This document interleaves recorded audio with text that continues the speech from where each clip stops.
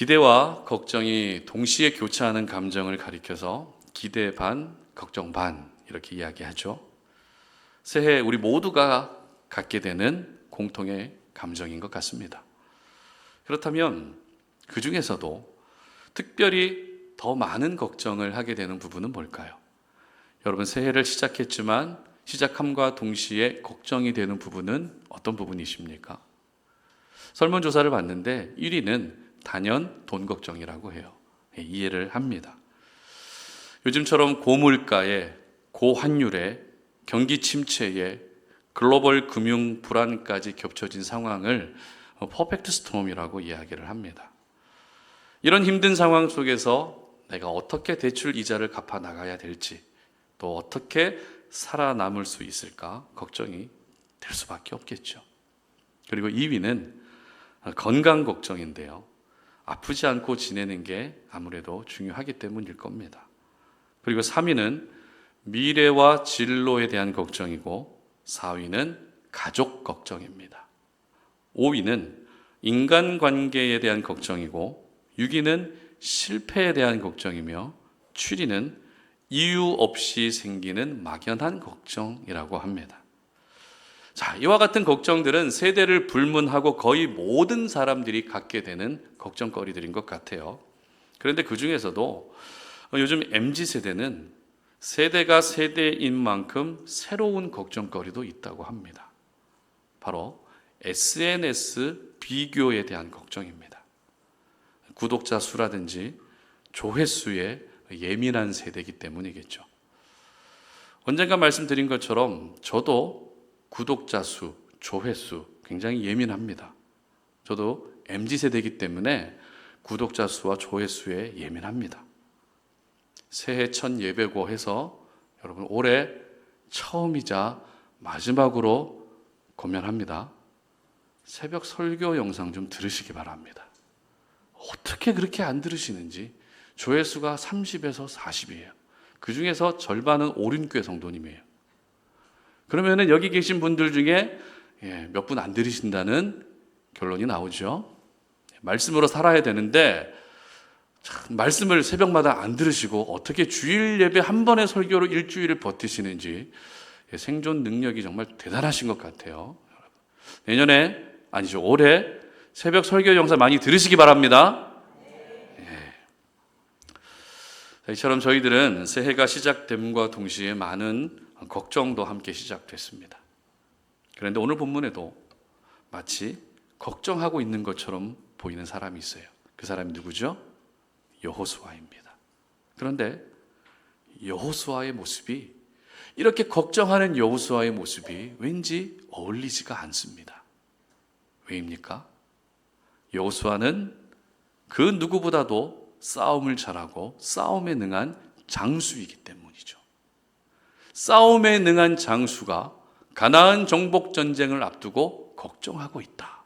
왠지 어울리지 않다는 겁니다. 그런 여호수아에게 하나님이 뭐라고 말씀하시는가 하면 9절 상반절 함께 읽어보겠습니다.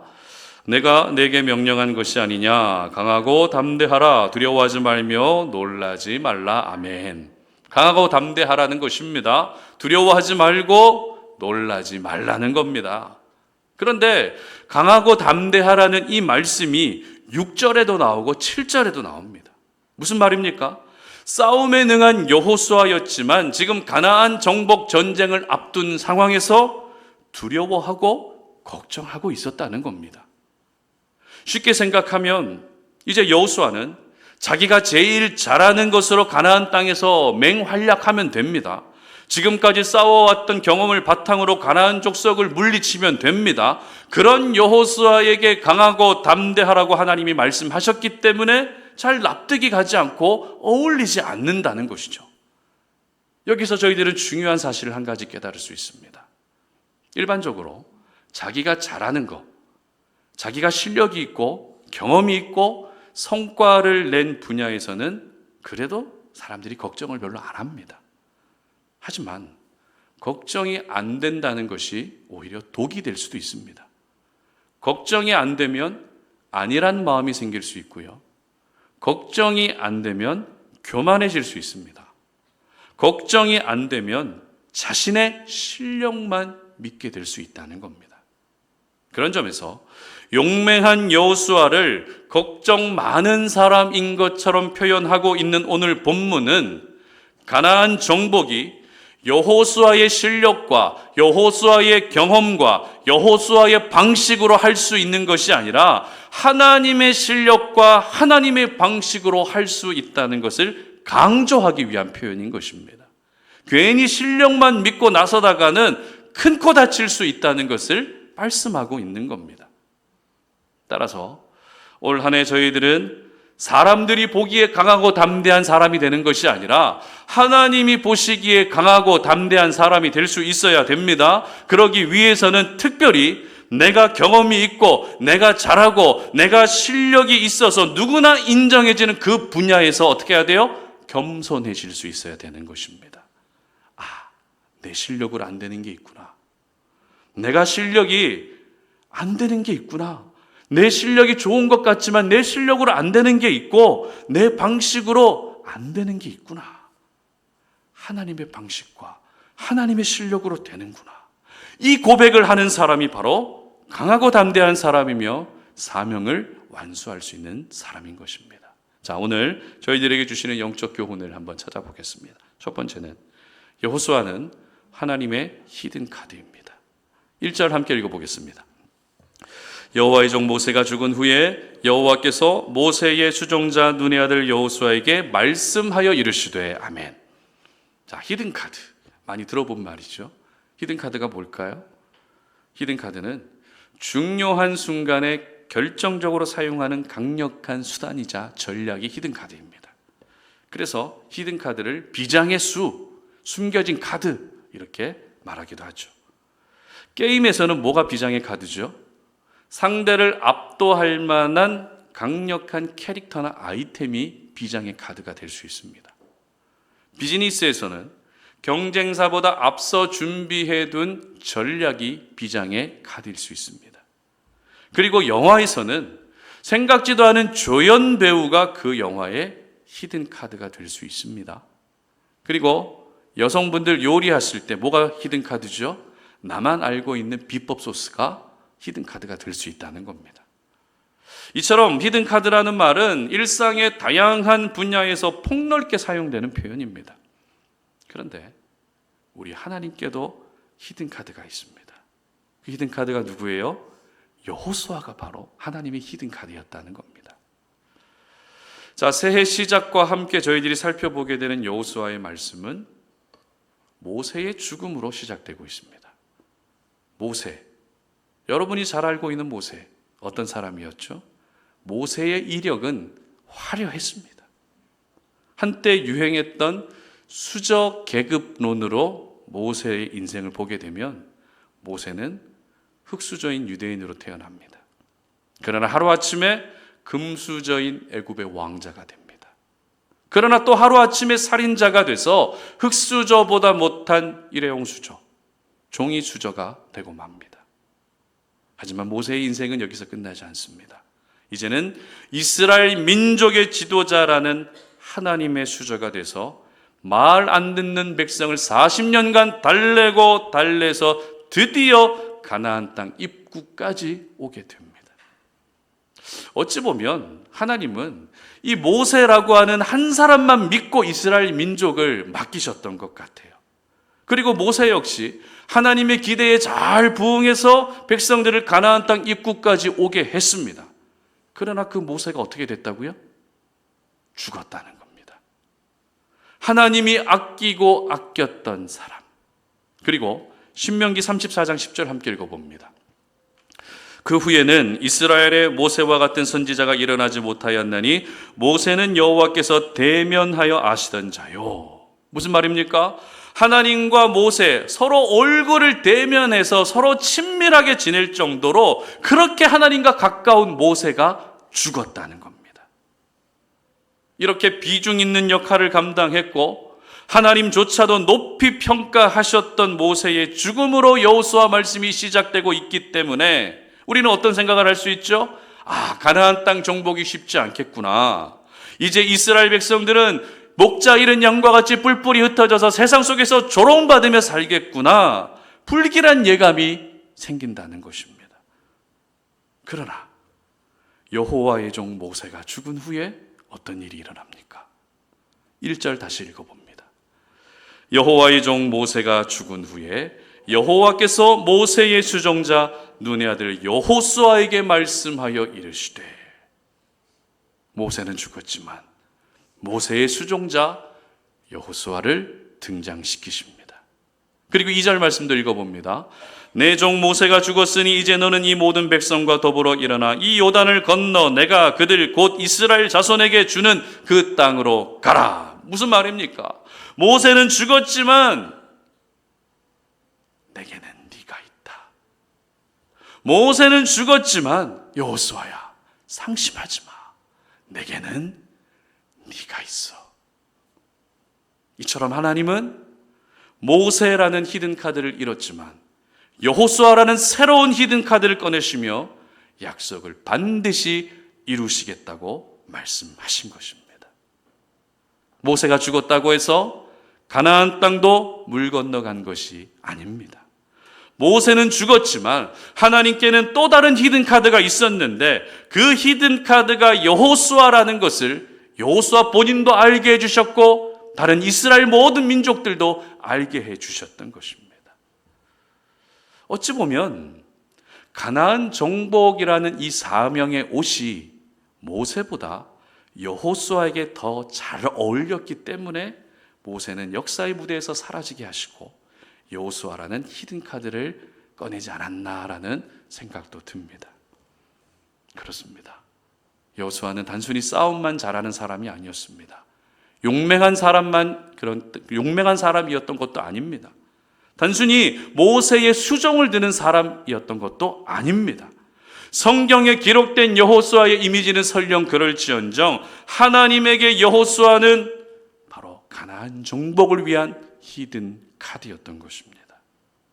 여호수아를 통해서 가나안 땅을 정복할 것이고 여호수아를 통해서 약속을 이루시겠다는 것입니다. 여호수아라는 이름 히브리어입니다. 그런데 이 여호수아라는 히브리어 이름을 헬라어로 바꾸게 되면 예수가 됩니다. 무슨 말입니까?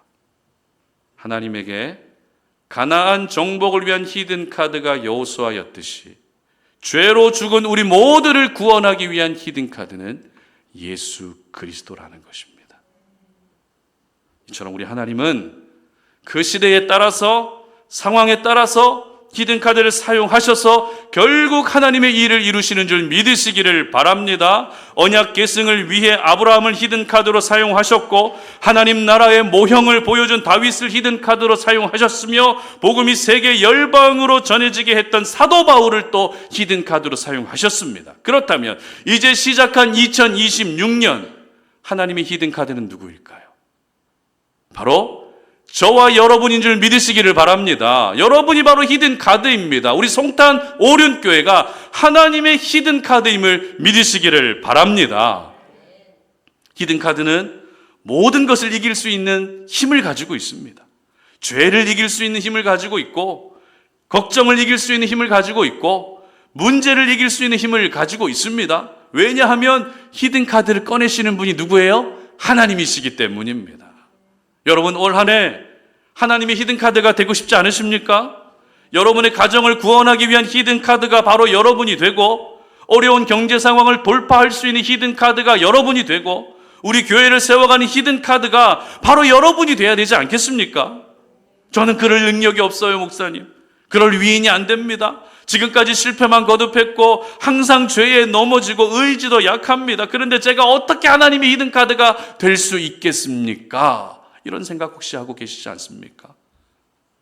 그러나 여러분, 방금 말씀드린 것처럼 히든 카드를 꺼내시는 분이 하나님이시기 때문에 기적이 나타나는 줄 믿으시기를 바랍니다. 히든 카드를 내가 꺼내면 상대방은 더 높은 카드를 꺼내서 내가 지고 말지만 하나님이 히든 카드를 꺼내시기 때문에 상대방을 이길 수 있는 힘, 세상을 이길 수 있는 힘, 문제를 이길 수 있는 역사가 나타나게 되는 것입니다.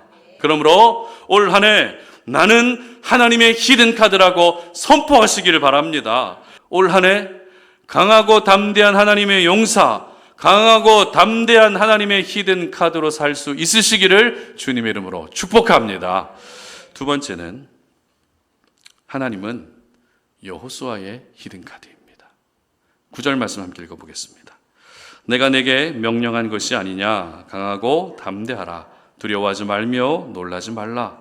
내가 어디로 가든지 내 하나님 여호와가 너와 함께 하느니라 하시니라. 아멘.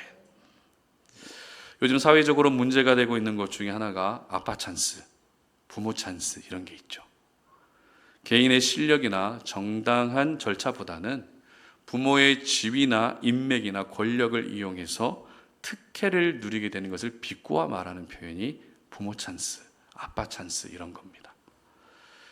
주중에 같이 사역했던 목사님을 만날 일이 있었는데요. 이야기를 나누던 중에 그 목사님의 막내딸 이야기가 나왔습니다.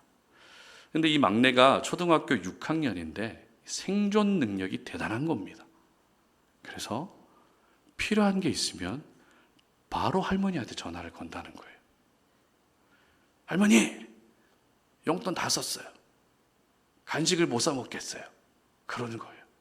또 전화해서 할머니, 언니들은 다 치아 이빨 교정해 주는데 왜 나는 안 해줘요? 할머니, 학교 앞에 떡볶이집에 적립금이 다 떨어졌어요. 전화해서 적립 좀 해주세요. 무작정 할머니한테 이렇게 전화를 건다는 겁니다. 그럼 할머니 입장에서 어떻게 하죠? 아니, 손녀딸이 용돈이 없다는데 당연히 용돈을 주죠. 언니들은 다 해주는데 자기만 안 해준다고 서운해하고 있으면 당연히 해줄 수밖에 없다는 겁니다. 여러분도 그렇지 않습니까? 손주가 전화 와서 할머니, 할아버지 이게 필요해요. 그러면 당연히 해주시죠. 딸 바보 아빠에게 딸이 와가지고 아빠 나 이거 필요해 그러면은 당연히 해줄 수밖에 없다는 겁니다. 설교를 준비하면서 그 목사님의 막내딸이 할머니 찬스를 기가 막히게 사용한다는 생각이 들었습니다. 물론 할머니 찬스를 문제가 되는 방향으로 잘못 사용하면 안 되겠지만 잘 사용하면 그것 또한 엄청난 힘을 갖게 되는 계기가 될 수 있겠구나 이런 생각이 들었습니다.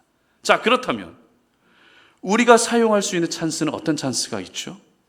우리 모두가 사용할 수 있는 찬스, 어떤 찬스가 있습니까? 바로 하나님 찬스인 줄 믿으시기를 바랍니다. 자, 하나님은 모세의 뒤를 이어 이스라엘 백성의 지도자로 세워진 여호수아에게 감당해야 될 사명을 주십니다. 요단강을 건너서 가나안 땅을 정복해라. 사명을 알려주셨어요.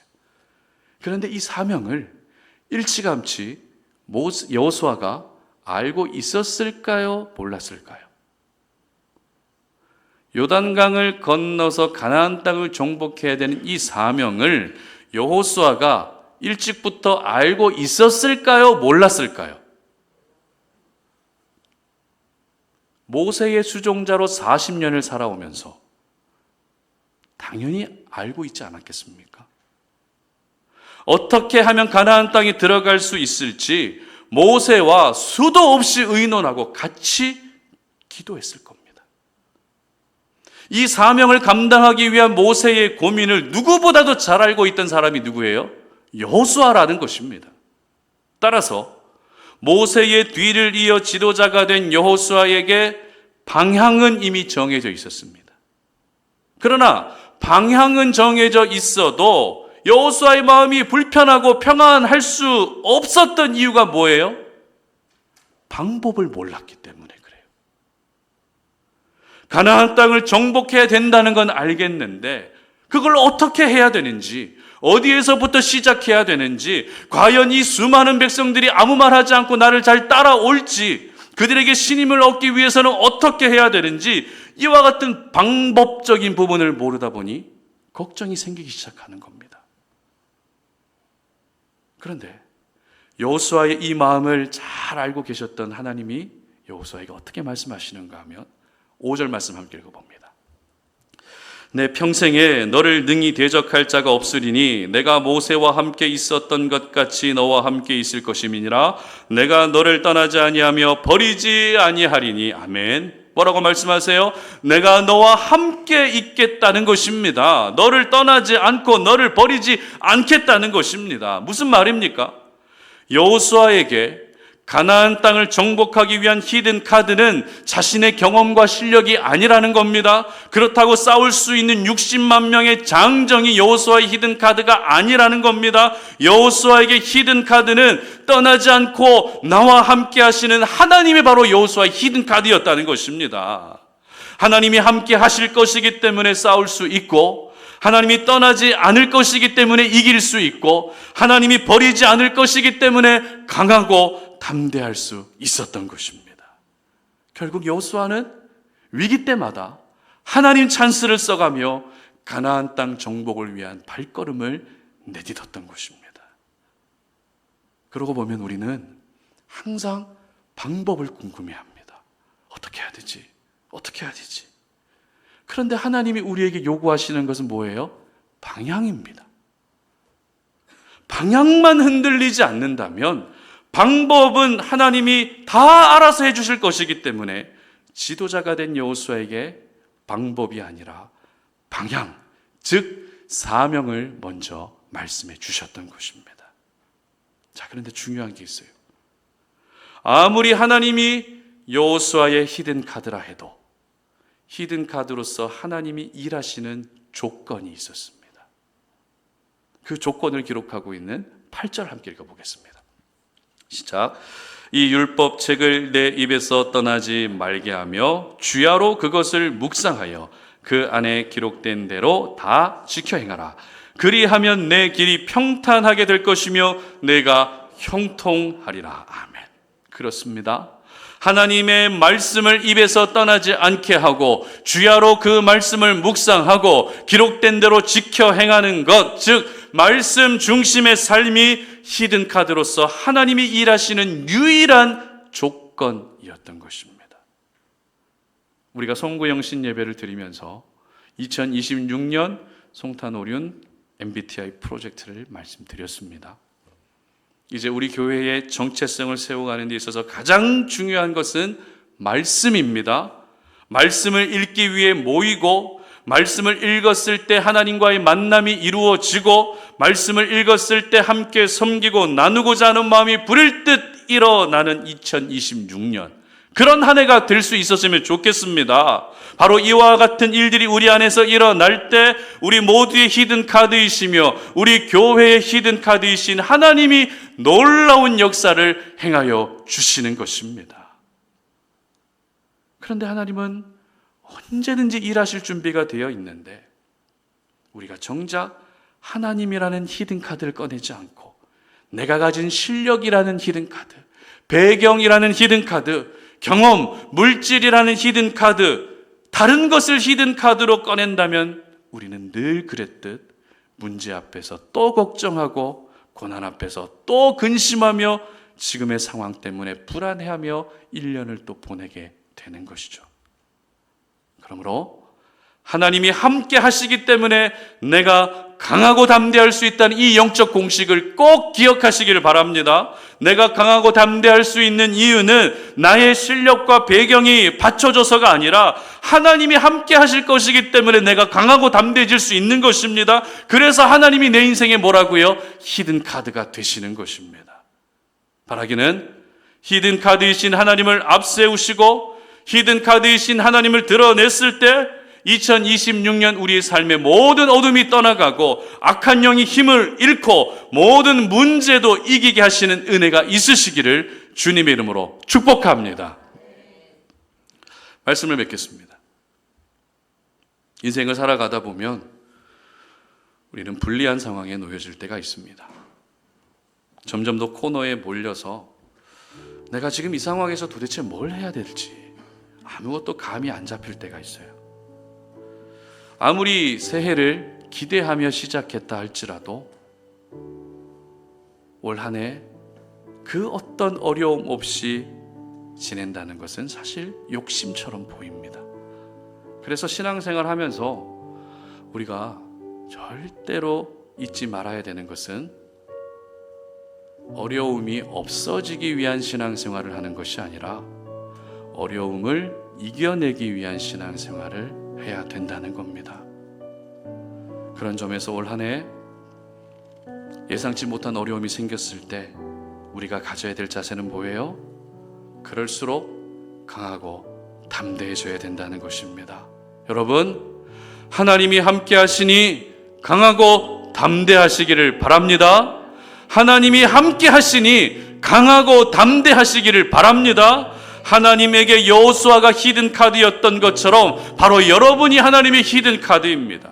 가정을 구원하기 위한 하나님의 히든 카드, 교회를 세우기 위한 하나님의 히든 카드, 죽어가고 있는 한 영혼을 살리기 위한 하나님의 히든 카드가 바로 여러분이라는 것을 한순간도 잊지 마십시오. 그리고 여호수아에게 하나님이 히든 카드가 되셨던 것처럼 하나님을 히든 카드로 여기며 살아갈 때 우리가 강하고 담대해질 수 있다는 것도 잊지 마시기를 바랍니다. 그래서 올 한 해 우리 모두가 강하고 담대해지셔서 하나님이 맡기신 그 어떤 역할과 사명도 잘 감당할 수 있으시기를 주님의 이름으로 축복합니다.